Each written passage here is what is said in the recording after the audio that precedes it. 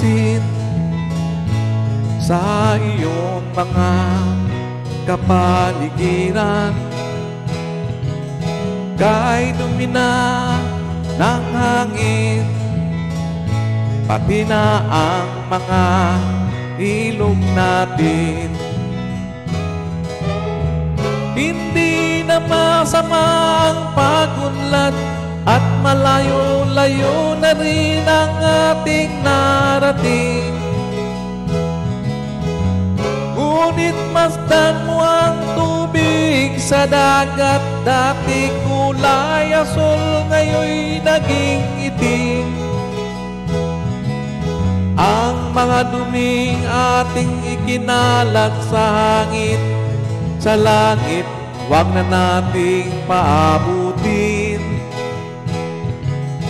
Upang kung tayo'y pumanaw ng sariwang hangin, sa langit na lang natin matitikman.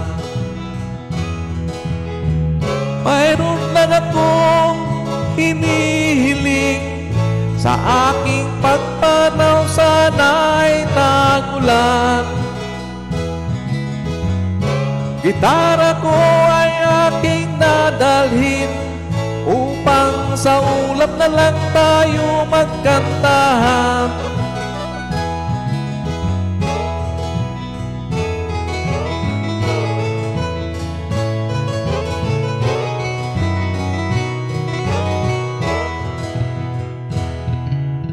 Ang mga batang ngayon lang isinilang, may hangin pa kayang matitikman.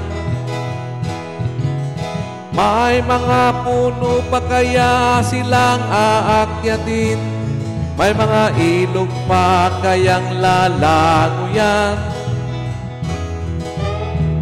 Bakit di natin pag-isipan ang nangyayari sa ating kapaligiran? Hindi nga masama ang pag-unlad kung hindi nakakasira ng kalikasan.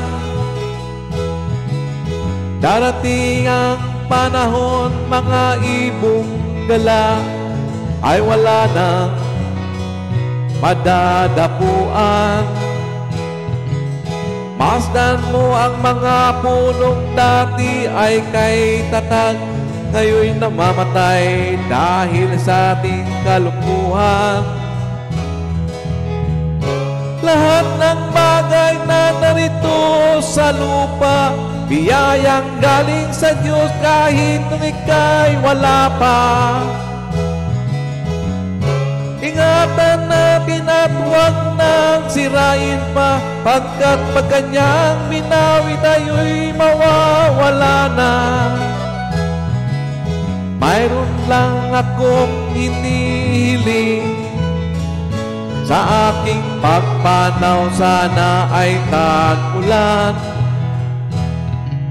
Gitara ko ay aking dadalhin, upang sa ulap na lang tayo magkantahan.